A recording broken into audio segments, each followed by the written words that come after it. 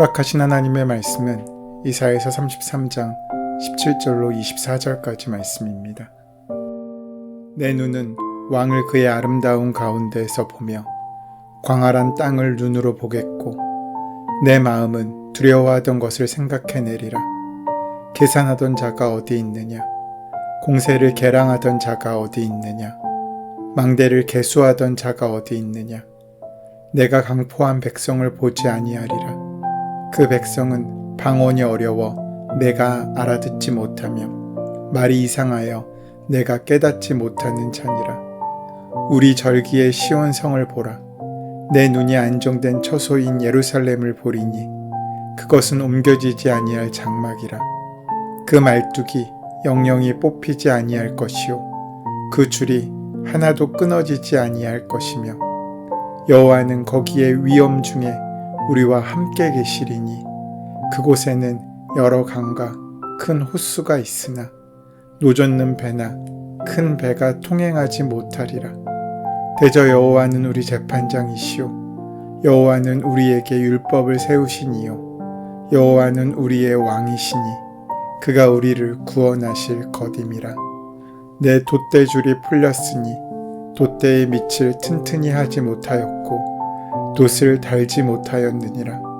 때가 되면 많은 재물을 탈취하여 나누리니 저는 자도 그 재물을 취할 것이며 그 거주민은 내가 병들었노라 하지 아니할 것이라. 거기에 사는 백성이 사죄함을 받으리라. 아수르가 유다를 징계하는 하나님의 무서운 도구가 될 것을 경고했던 이사야 선지자는 33장에서 이제 그 아수르도 결국 하나님의 심판을 면치 못할 것이라고 예언합니다. 이 예언은 아수르가 바벨론에게 멸망될 것을 가리키는 것입니다. 선지자는 이 말씀을 전하면서 이 약속이 속히 이루어지기를 기도합니다. 하나님의 은혜를 구하는 기도입니다. 이 모든 공경 속에서 하나님의 백성은 하나님께 은혜를 구해야 하고 그렇게 간절한 마음으로 회개하여 주님께 은혜를 구할 때 그 은혜를 허락하시는 분이 우리 하나님이십니다. 주를 앙망하는 자들에게 임하는 이 은혜는 아침마다 환난 때마다 필요합니다. 선지자는 환난 때마다 하나님의 백성에게 필요한 것은 오직 은혜라는 사실을 잘 알고 있습니다. 선지자는 모든 환난에서 자기 백성을 안전하게 지키시는 하나님을 확신하고 있습니다. 어떤 환난이 닥쳐와도 하나님의 백성에게 가장 소중한 보배는 하나님을 경외하는 것입니다. 하나님을 경외하는 백성에게 하나님은 평안과 구원과 지혜와 지식을 부요하게 허락하실 것이 분명합니다. 은혜를 구하는 자에게 은혜를 베푸시는 하나님이시기 때문입니다. 하지만 선지자가 이런 궁극적 승리와 영광을 예언했음에도 불구하고 여전히 눈에 보이는 현실은 암울했고 그 현실 가운데 어떠한 희망의 근거도 찾아볼 수 없는 상황이었습니다. 눈에 보이는 현실은 그렇게 우리를 낙심시키지만 그때가 바로 믿음이 필요할 때이고 믿음을 결단해야 할 시간입니다. 그리스도인은 믿음으로 사는 사람들입니다. 이 땅에 살고 있지만 하나님의 나라를 살고 있는 사람들입니다. 그런 믿음의 사람들이라면 이 땅을 사는 사람들과는 그 삶의 방식이 다를 것입니다. 그러나 오해하지 말아야 할 부분이 여기에 있습니다. 하나님 나라의 삶은 죽어서 시작하는 것이 아니라 지금 여기에서 시작하는 것입니다. 또한 믿음은 문제가 지나가서 생겨나는 것이 아니라 믿음으로 이겨내는 것입니다. 처음부터 믿음은 삶과 분리된 적이 없었습니다. 성도의 삶은 처음부터 믿음을 근거로 둔 삶이기 때문입니다. 믿음이 아닌 다른 것에 근거를 둔다면 그것에 합당한 삶을 살 것이고 그 삶에 대한 책임을 지면 그뿐입니다. 믿음이 아닌 다른 것에 근거를 두고 살아놓고선 믿음의 근거를 두어야만 얻을 수 있는 삶의 가치를 요구하고 있는 것은 이치에 맞지 않는 것입니다. 그것은 뻔뻔하며 수치스러운 자세입니다. 이보다 더 볼성 사나운 모습은 입으로는 믿음을 외치면서 정작 마음과 몸으로는 다른 삶을 사는 것입니다. 겉과 속이 다른 이중적인 삶을 살아가는 것입니다. 예언자의 말과 삶은 그의 믿음의 결과입니다. 그러하기에 그의 선포는 그의 삶과 결코 동떨어져 있지 않습니다. 이사야는 이렇게 예언합니다. 폭력과 살인과 파괴로 이스라엘을 포함한 약소국들을 학대한 아수르가 똑같이 학대의 안갚음을 당할 것이라고 말입니다. 그런 인생도 똑같은 운명에 처하게 될 것입니다. 또한 높은 곳에 앉아 무죄한 자의 피를 보며 교묘함으로 진실을 가리며 공의를 버린 자들 역시 스스로 택한 삶에 대한 책임을 결국 지게 될 것입니다. 그때가 올 터인데 예언자는 그때를 여호와께서 일어나시는 때라고 선포합니다. 하나님께서는 당신의 때에 자신을 높이시며 지극히 높이실 것입니다. 그 순간 아수르의 모든 계획과 꿈은 지푸라기처럼 사라지겠고 하나님을 대적하는 민족들은 불에 살라지는 가시나무나 불에 구워지는 횃돌 같게 될 것입니다. 온 세상은 하나님의 권능을 보게 될 것이며 삼키는 불과 같은 하나님과 함께 거할 수 있는 존재가 과연 누가 있겠습니까?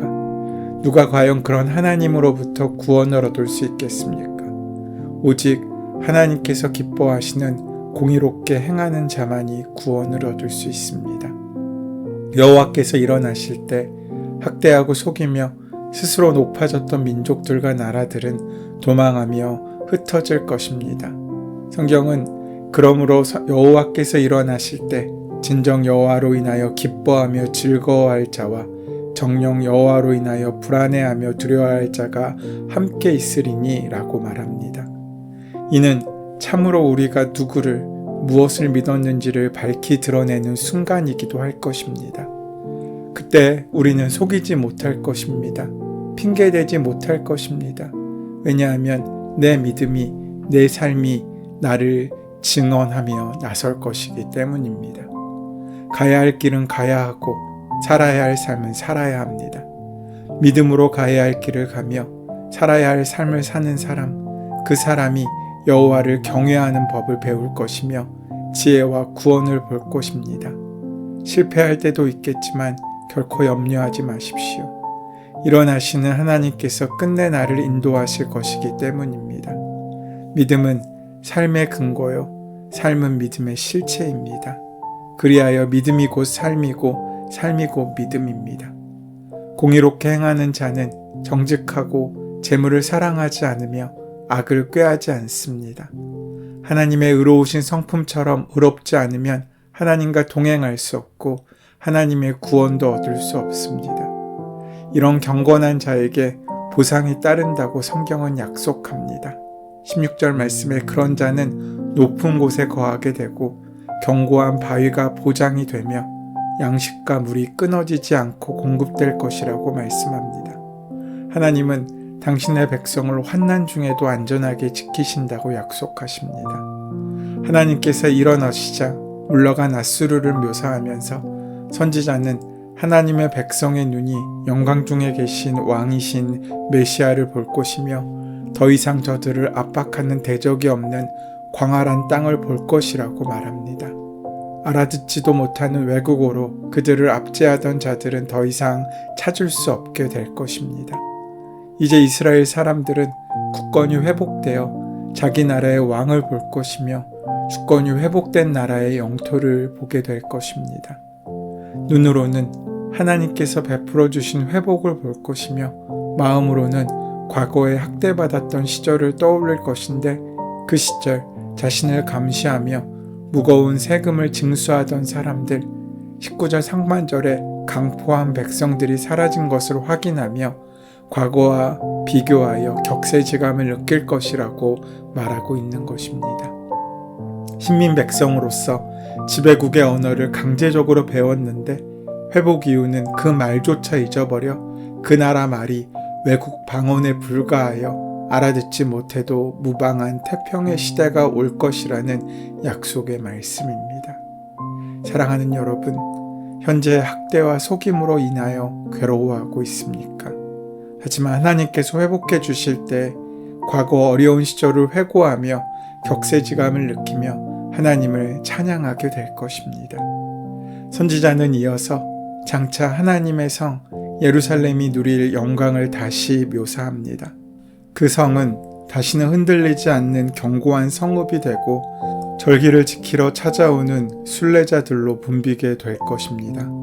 하나님께서 위험 중에 그들과 함께 하시기에 아무도 넘볼 수 없을 것이며 그 성은 주변으로 거대한 강이 두르고 있어 적들이 공격할 수도 없을 것입니다. 예루살렘을 공격하려는 아수르의 배는 돛대줄이 풀리고 약화될 것입니다. 그리고 예루살렘에는 죄로 인하여 병든 자들을 찾아볼 수 없게 될 것인데 하나님께서 당신의 백성의 죄를 다 씻어주셨기 때문입니다. 그렇게 태평의 시대가 오면 사람들이 즐거워할 절기에 즐거워하게 되고 하나님께 제사 드리기 위해 많은 사람들이 모이는 예루살렘이 안정적인 성읍으로 회복될 것이며 그곳은 다시는 옮겨지지 않고 뽑히지 않고 끊어지지 않을 장막이 될 것이라고 말씀하십니다. 더 큰 은혜는 하나님께서 15절에 언급한 사람들과 함께 계셔서 강이나 호수로 침범하는 각종 군함들을 막아주실 것이라는 것입니다.